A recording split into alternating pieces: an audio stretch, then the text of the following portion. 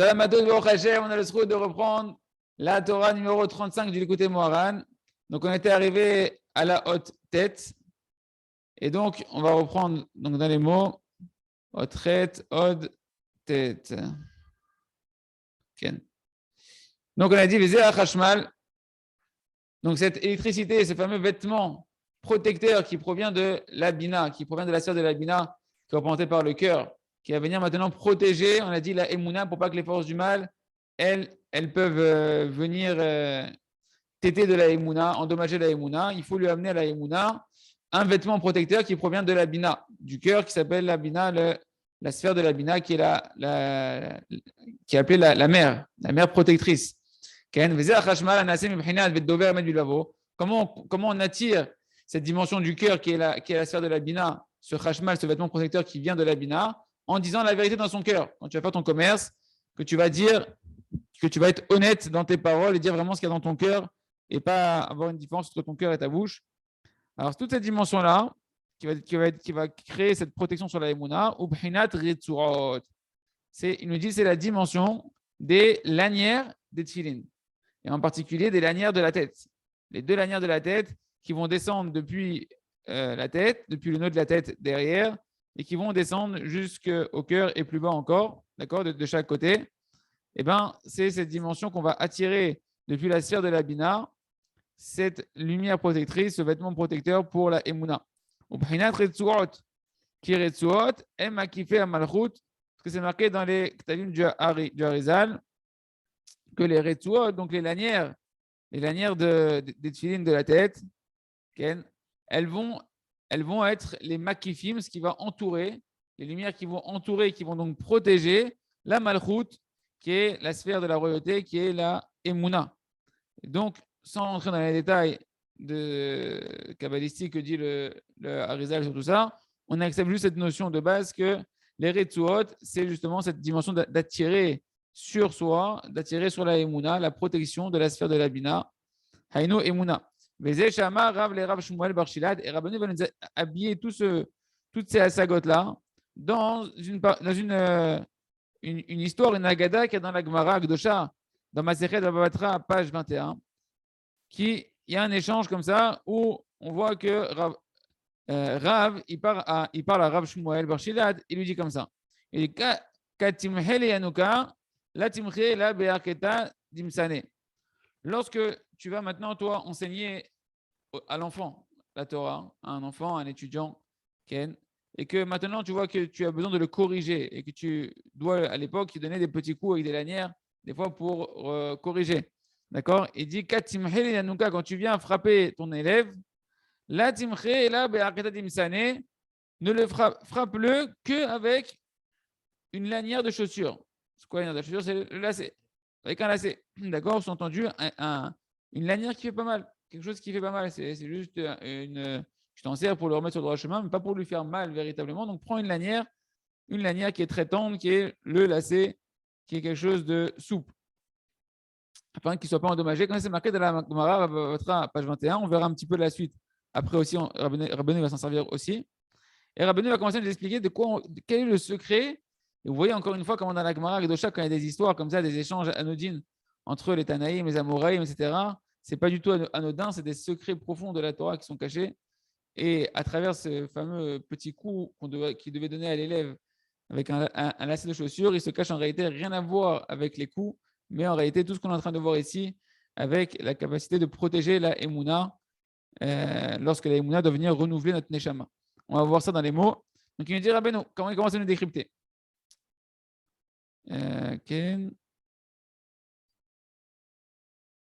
Rabbeinu il explique, il nous dit, de quoi on parle lorsqu'on te parle maintenant de frapper l'enfant? Il nous dit, en réalité, ne pense pas qu'on parle de frapper. En réalité, le mot timhe, ici qui veut dire ici de le frapper, et ben en fait, ça vient aussi du mot dans le verset que Rabbeinu va amener juste après, les shon tahorak, moshikatouf mahitik kahav peshaecha. C'est un langage en fait timhe de purification, comme c'est marqué dans le prophète Échaïa, chapitre 44, je vais effacer tes fautes que tu as faites par rébellion comme un nuage. D'accord? Or, on voit que le mot effacer les fautes, qui est donc un langage de purification, on va retirer les fautes, c'est mahiti, effacer, c'est la même racine que timhe, qui ici voulait dire frapper. Donc en fait, c'est plus frapper ici, c'est quand tu veux maintenant purifier. D'accord? Quand tu veux purifier, tu voulais frapper qui? Ton élève, ton enfant. L'enfant, c'est marqué Yanouka, c'est un enfant. D'accord? C'est un du mot yonek, celui qui tète, qui est encore en train de téter, qui est un jeune enfant. Alors, c'est plus que tu veux frapper l'enfant, c'est purifier l'enfant. Et c'est qui l'enfant en fait? C'est plus l'enfant. C'est le petit luminaire. Rappelez-vous qu'on avait vu Shimon ben Nanas, on avait dit qu'il représentait le petit luminaire parce que Nanas, c'était le petit. Or, le petit, c'est le petit luminaire, c'est la lune qui brille dans la nuit, qui est l'astre qui représente la Emouna, la lumière de la foi qui brille dans l'obscurité de nos épreuves. Et donc, en fait, qu'est-ce que ça devient maintenant? Timhel et Yanouka, frapper l'enfant, c'est en fait purifier la Emouna, protéger la Emouna, que les forces du mal et de l'impureté ne viennent pas tirer leur force de la Emouna. Il est en train de lui donner un secret. Comment faire maintenant pour que la Emouna ne soit pas endommagée par les forces du mal, vu que la Emouna siège à la jonction entre la Kedusha et les forces du mal, et que les forces du mal, sans cesse, elles veulent prendre leur force dans la Emouna. Okay. Que ce Maor Akaton, ce petit luminaire qui est la Emouna, elle a la dimension du sommeil. D'ailleurs, elle brille, la Emouna, cette lumière, dans la nuit. C'est la dimension du sommeil dans le sens de que la Emouna, elle est réparatrice pour les mohin, pour les facultés intellectuelles d'entreapercevoir Hachem, pour la Neshama qui siège là où il y a les facultés intellectuelles. Alors, qu'est-ce qu'il lui dit? Quand tu vas vouloir la purifier, donc la Emouna, quand tu vas vouloir frapper l'enfant, quand tu vas vouloir purifier la Emouna, la Timhe et la Be'aketa Dimsane. Ne le frappe pas si ce n'est avec une lanière de chaussure avec un lacet. Alors maintenant, il dit là, timche, on a traduit d'une autre manière. Timche, c'est plus frapper, c'est purifier. Pour la purifier, il faut que tu utilises quoi? Un lacet de chaussure. C'est quoi un lacet de chaussure? C'est quoi les lanières des chaussures? Voilà, maintenant, c'est ce qu'on a compris. C'est les lanières des tefilin. C'est les lanières des tefilin. Quel rapport les chaussures? Ok, il y a lanière, il y a le mot lanière, il y a un fil qui peut être en cuir, une lanière.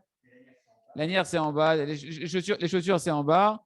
Tu me parles maintenant des tefilin que c'est sur la tête. Bina Malchut. Il a fait. En tout cas, Rabbeinu va nous expliquer en disant une allusion qu'on va voir ça directement dans les lacets de chaussures par rapport à ce qu'Abraham il a dit au roi de Sodome. D'accord?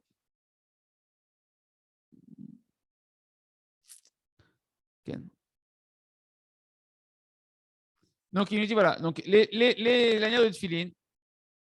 Donc tu veux protéger la Emouna, tu veux purifier la Emouna, eh ben tu prendras, fais-le avec le lacet de la chaussure qui est en fait la lanière avec les lanières des chaussures qui est en fait la lanière des tefilin. Que nous on a expliqué que les tefilin de la tête, ils ont des lanières et que ces lanières-là, elles font référence à la lumière de Chashmal, ce vêtement protecteur qui descend de la Bina pour protéger la Emouna. Le Rav nous dit ici que les tefilin de la tête, ils font référence à quoi les tefilin de la tête? Ils font référence à la Neshama. On met les tefilin de la tête quand on dit les Shem Yechut Kutsha Berecho pour se préparer au kavanot qu'on doit avoir dans les tefilin. Et bien là-bas, on dit qu'on met les tefilin de la tête en regard de la Neshama qui siège au niveau de la tête. Donc les tefilin de la tête, Ken, ils représentent la Neshama. Ça représente les facultés intellectuelles que l'on veut renouveler dans la Emouna.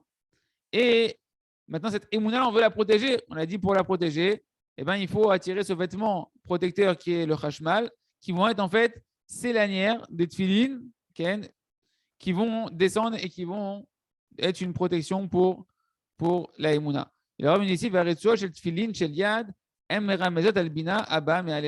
il dit par contre les lanières des tefilin de la main, Ken, où est-ce qu'on met les tefilin de la main? On les met en regard du cœur. Or, la bina, elle est dans le cœur.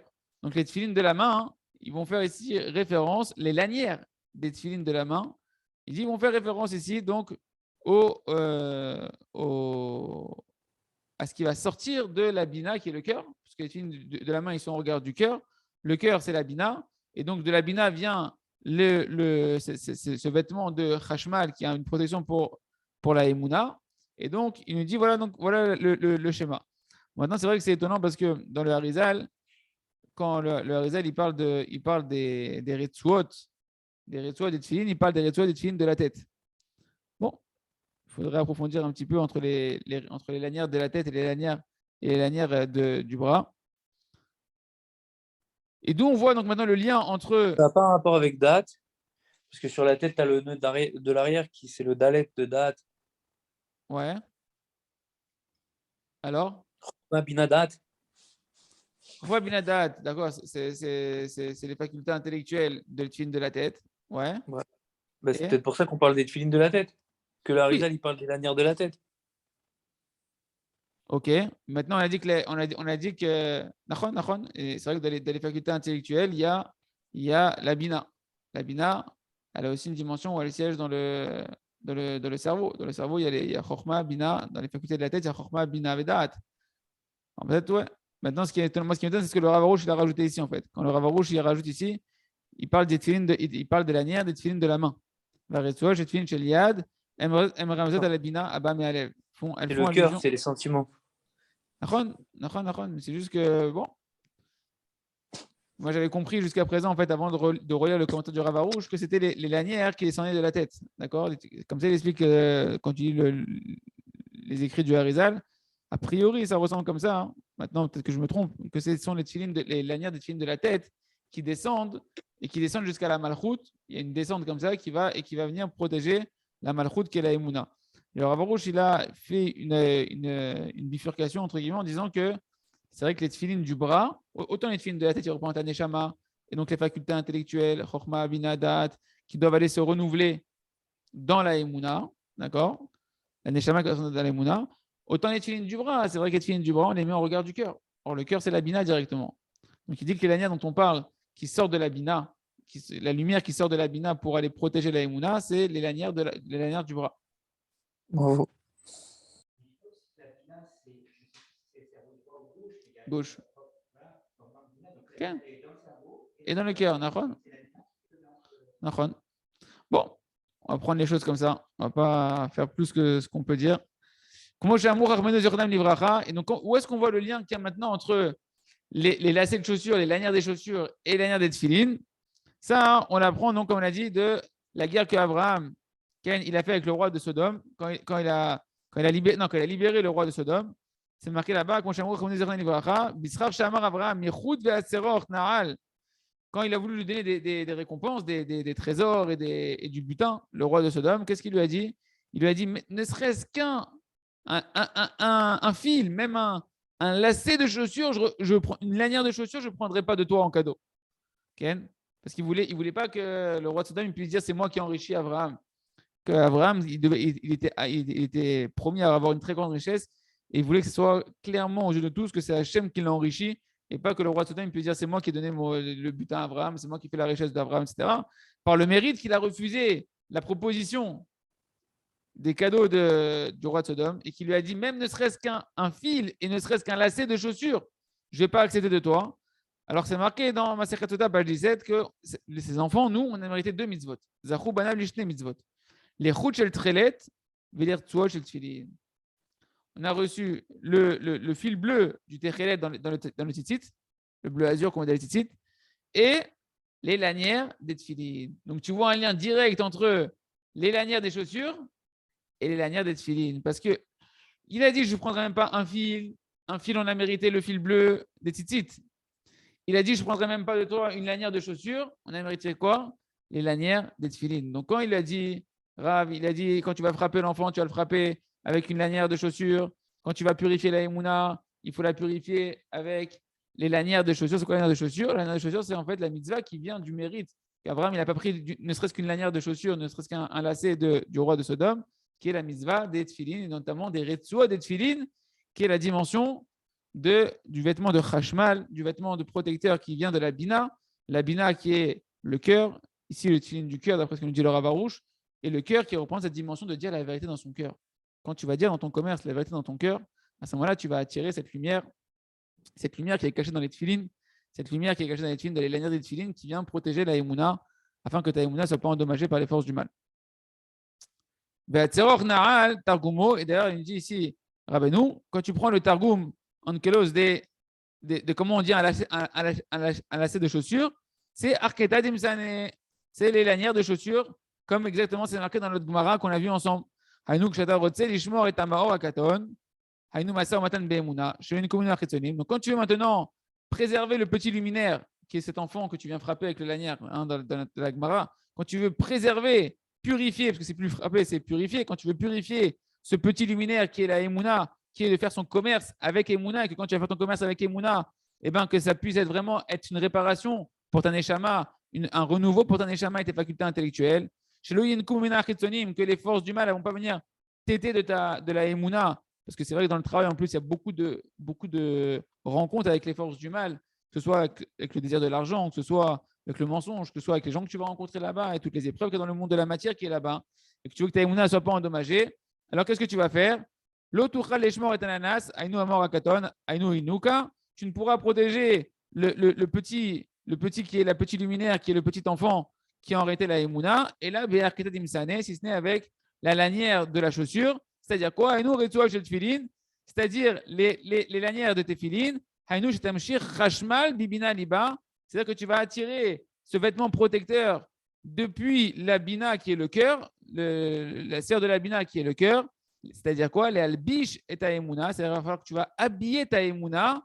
Hainu Brina Teshamesh et Shimon Ben Anas, qu'on avait vu au-dessus, que celui qui veut, la Asok Bedinim Amonot, celui qui veut s'occuper des lois de transactions commerciales, eh ben, il faut qu'il aille servir Shimon Ben Anas. On a dit que Shimon, c'était quoi? Hainu, on a dit Shimon, rappelez-vous, c'était Shimon, c'est la Shmia, c'est écouter, c'est l'écoute du cœur. Shimon, ça représentait en fait l'écoute du cœur, donc le cœur. Il va falloir que tu travailles la dimension du cœur, c'est-à-dire quoi? De dire la vérité dans ton cœur. Ben Nana, c'est comme ça que tu vas pouvoir protéger Nana, c'est la Emouna. Hainu Sheikayem, Bedover, Emen Blavo, c'est-à-dire que tu vas devoir dire dans ton commerce la vérité qu'il y a dans ton cœur et non pas penser une chose dans ton cœur et dire quelque chose avec ta bouche. Et là-bas, dans le combat de la Parnassa, où la bataille Emouna elle est mise à l'épreuve, si jamais tu sais faire un entre ce que tu dis dans ton cœur et ce que tu dis dans ta bouche, à ce moment-là, tu attires toute cette lumière-là de la sœur de la Bina, ces Retsoa de Tfilin qui vont venir protéger la Emouna. Et donc, tu vas être comme Rav Safra, qui lui était le représentant de ce qu'on appelle Dover Emet Bilvavo, qui dit la vérité dans son cœur, qui faisait ses transactions commerciales avec une honnêteté parfaite. Est-ce que ça va, le décryptage de la Gemara jusque-là? Ça va?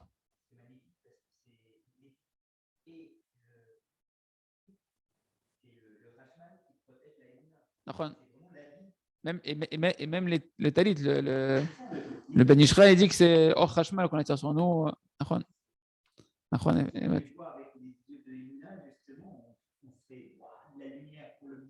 Exactement. Urtsua, donc Rabbeinu continue, il nous dit Urtsua, et donc la lanière, la fameuse lanière, c'est Gematria, c'est la même valeur numérique, c'est 370, et ça fait la valeur numérique de Shinaïn, les 370 lumières spirituelles. Okay. Donc dans la lanière, il y a c'est tout un sujet dans les sphères Magdoshim, des Shinaïn, Néorin, les 370 lumières que l'on veut attirer sur nous. Eh ben, elles sont dans la Retsua, dans les lanières des Tfilin. On croit que les lanières des Tfilin, c'est Stam, ce n'est pas Stam du tout. Tout ne sont que des secrets qui nous permettent d'entreapercevoir Hachem. L'Irmoz, Shalede Achashmal, Azeh, Shubachinat, Dover, Emeduvavo, Nishar, Nishmar, Aemuna, Vaneshama, Hainu, Amochin, Shebetocha, Kabelet, Meor Apanim, Shehu, Shinain, Neorin, Shelpanim, Melionim. Il dit en réalité pourquoi la lanière, elle fait valeur numérique 370 comme les 370 lumières. Pour te dire que les lanières qui sont en réalité, faire allusion que les lanières qui sont en réalité cette lumière protectrice, ce vêtement protecteur de Hashmal, qui provient du fait que tu vas dire la vérité qui est dans ton cœur au moment où tu fais tes transactions commerciales, et bien grâce à ça, tu es en train de protéger la Emouna. Okay? Tu vas protéger la Emouna et la Neshama, cette Neshama qui est venue en fait, qui est venue se reposer et se réparer et se renouveler dans la Emouna. Tout ça, ça va être protégé. Les mouchines qui sont dans la Neshama, qui rentrent dans la Emouna, toutes les facultés intellectuelles qu'on a dit qu'elles sont fatiguées à force d'étudier ou à force des épreuves de Emouna, la Neshama, elle se fatigue, donc elle doit retourner dans la Emouna.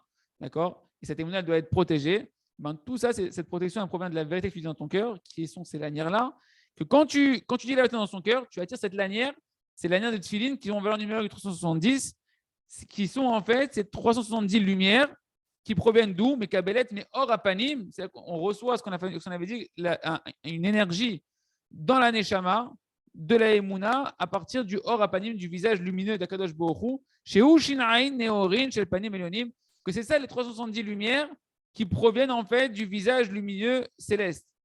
D'accord?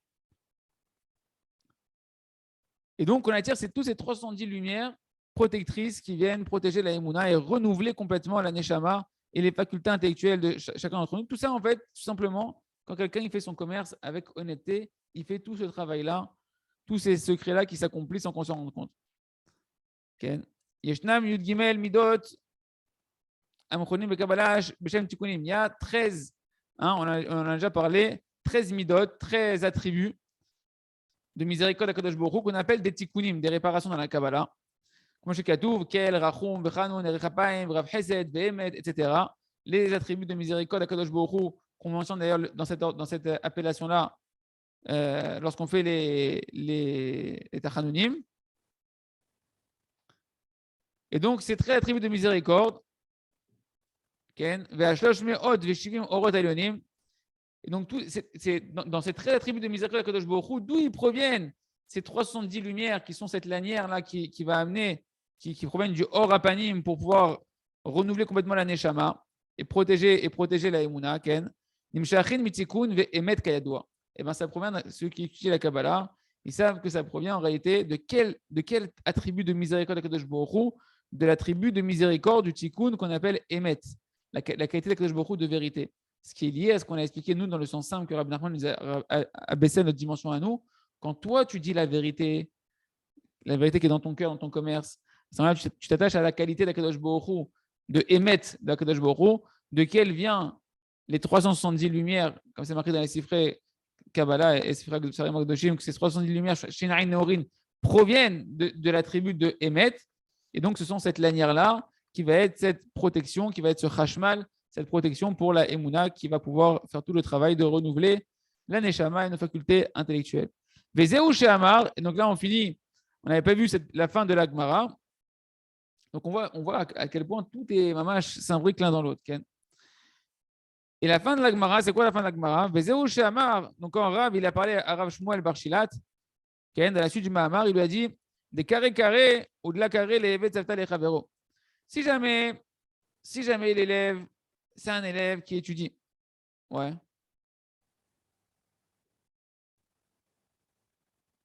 Si c'est quelqu'un c'est un enfant que quand tu le frappes avec le lacet de chaussures, tu vois qu'il se remet à étudier, qu'il t'écoute, qu'il est réceptif. Et ben c'est pour lui que je t'ai dit qu'il faut que tu le frappes avec un lacet de chaussures parce que c'est utile. Ou de la carré. Mais quand tu vois que il s'en fout, c'est-à-dire qu'au final, ça ne sert à rien de le taper celui-là. Tu vois qu'il n'étudie pas, tu as beau le corriger, il n'étudie pas. Alors c'est quoi le tikkun pour lui? Les heve tzavta la chavero. Assis-le avec des amis et parle avec ses amis, parle avec tout le monde et au final, il va finir par à prêter attention à tes paroles. Tu t'attaches pas, te focalise pas sur lui. Fais une petite chaboura de chaverim, tu prends d'autres élèves avec lui. Et au final, dans ton enseignement, il va finir par se prêter attention à ce que tu dis. Et là, Rabbeinu va nous expliquer la suite de la Gemara par rapport à ce qu'on a dit. Ken? Qui a d'avoir caché. Rabbeinu nous dit maintenant, quand tu vois la suite des paroles de Rav, on a dit on a expliqué au-dessus que les mochin, les facultés intellectuelles, là où siège la Emouna, ils ont besoin, là où siège la Neshama, Mechila, ils ont besoin de rentrer dans la Emouna pour se renouveler, etc. Il me dit, qui d'avoir caché. L'explication qu'on a donnée jusqu'à présent, ça reste quand même quelque chose de compliqué par rapport à la suite des paroles de Rav Safra. Hatenar, tout ce qu'on a dit, ça va bien. Mishéou Barorian, d'après le sens que Rabbi Nachman nous a expliqué, tout ce qu'on a dit, ça va bien. Pour quelqu'un qui étudie la Torah, et qui va après faire le commerce avec Emouna, ben c'est bien pour lui. Parce que comme il étudie la Torah, qu'à un moment donné, il est fatigué par sa Torah, qu'à un moment donné, il s'embrouille, il n'arrive plus à être concentré, à bien comprendre les choses, etc. Il a besoin de se reposer, entre guillemets, de renouveler son esprit, de renouveler sa neshama, etc. Alors lui, Rosek, Bemasa Matan, il va aller travailler, faire son commerce, Be'emuna, pas Stam pour l'argent. Il va aller travailler son commerce pour travailler sa Emouna dans son commerce, pour travailler le sens saint de la Torah qui se cachait dans le commerce, d'accord, pour travailler son bitachon dans Kadosh Baruch Hu, etc. À ce moment-là, celui-là, Azaya Masaomatan, Tova Weslo, pour lui, ça marche bien que le commerce, c'est bénéfique pour lui. Parce qu'il c'est pas tout le monde qui est dans le commerce que c'est bénéfique pour eux. Il y en a plein qui se perdent dans le commerce. C'est un des pièges les plus grands de ce monde-là qu'on a vu avec Rabbi Nachman, que dans le business, là-bas, tu te perds et tu rentres dans la Avodah Zara la plus grande. Donc, Rivotsem a dit, c'est la force de mon bras qui m'a valu mon argent et ma victoire, etc. Et tu ne vois plus Hachem, Chas de Shalom.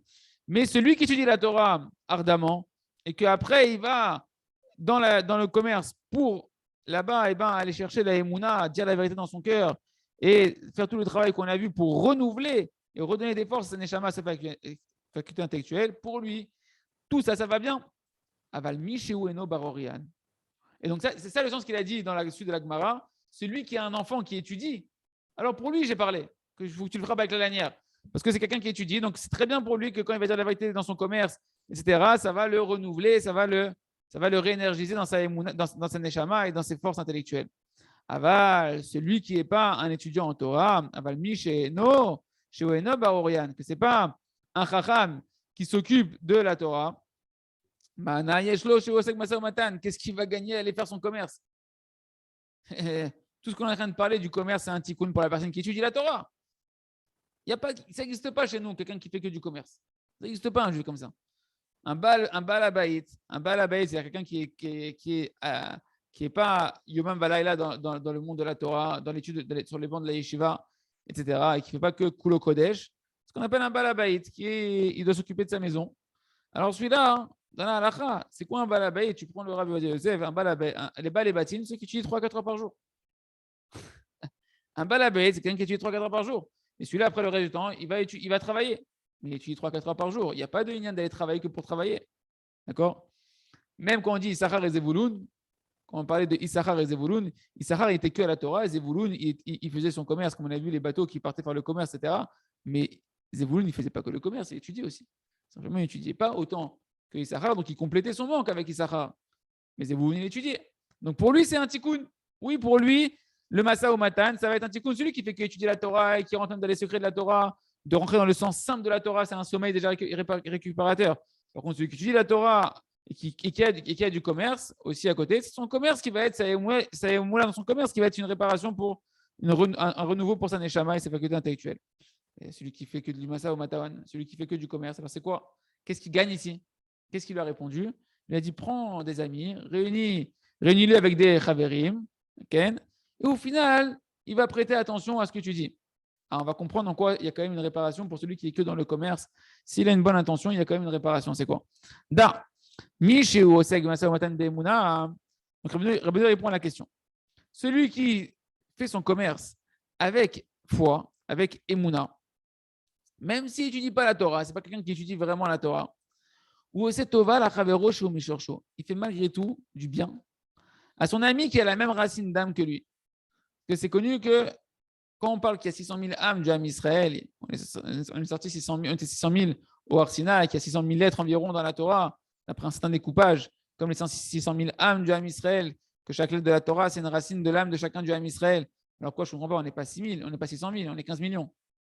Alors comment tu... Non, en réalité, il y a 600 000 racines d'âme du Ham Israël et on est plusieurs à appartenir à la même racine d'âme. Comme un arbre avec une branche, il peut y avoir plusieurs branches qui viennent d'une seule branche. D'accord? Et donc, en réalité, il nous dit, c'est pourquoi lorsqu'il y a quelqu'un qui maintenant, il est en train de faire son commerce avec Emouna, même s'il n'est pas lui en train d'étudier la Torah, et qu'au final, il n'y a pas une nécessité pour lui de renouveler sa neshama et ses facultés intellectuelles qui sont fatiguées dans l'étude de la Torah, vu qu'il n'étudie pas la Torah, malgré tout, quand il fait son commerce avec Emouna, avec foi, avec honnêteté dans son cœur, il va renouveler, il va éclairer en réalité la neshama de son ami, qui est de la même racine d'âme que lui. Quand Israël a Révim, chaque juif il est interdépendant l'un de l'autre. Plus on est proche l'un de l'autre dans les racines d'âme, et plus on va interagir les uns sur les autres, hein, forcément sur sa femme, sur ses enfants, etc.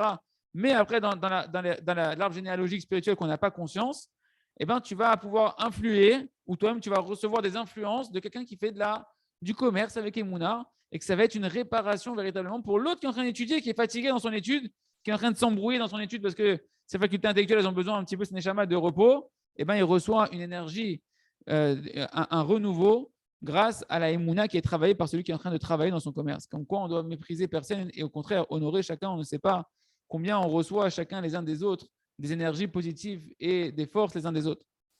Chez Mochin Shel Chavero, que les Mochin, les facultés intellectuelles de son ami qui lui étudie la Torah, qui est de la même racine que son âme. Mitrachin betor hamasa ou matan shelo be'emuna. Ils vont se renouveler. Ils vont se renouveler grâce à l'autre qui est en train de faire son commerce avec Emouna, alors que c'est un homme simple. A priori, c'est un homme simple qui n'a pas forcément de l'étude de la Torah, mais il est en train d'être complètement relié et associé dans l'étude de la Torah de l'autre, puisqu'il est en train de lui donner de l'énergie pour pouvoir continuer à étudier avec sérénité sans s'embrouiller. Vezeu des cas carrés. Donc maintenant, Rabbeinu, il reprend les mots de la Gemara et il nous fait bien comprendre que ce qu'il vient de nous dire, c'est ce qui est marqué, caché dans la Gemara, dans la suite de la Gemara. Qu'est-ce qui est marqué dans la suite de la Gemara? Des cas carrés. Si cet enfant-là, il a dit Rav Ashmuel Barshilat, si cet enfant-là, il sait lire, il sait étudier la Torah, c'est quelqu'un qui étudie la Torah. Perouche, Michou, Barorian, c'est quelqu'un qui étudie la Torah. Quand on parle qu'il étudie, c'est quelqu'un qui étudie la Torah, qui est Chacham, qui étudie la Torah.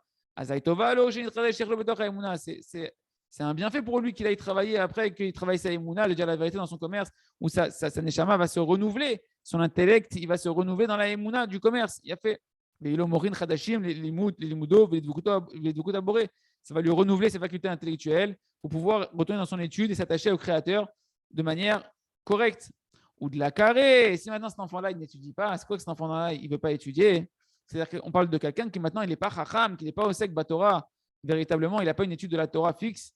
Les Evet Savta la Chavero. Alors, tu vas le réunir avec son ami, c'est-à-dire quoi? En réalité,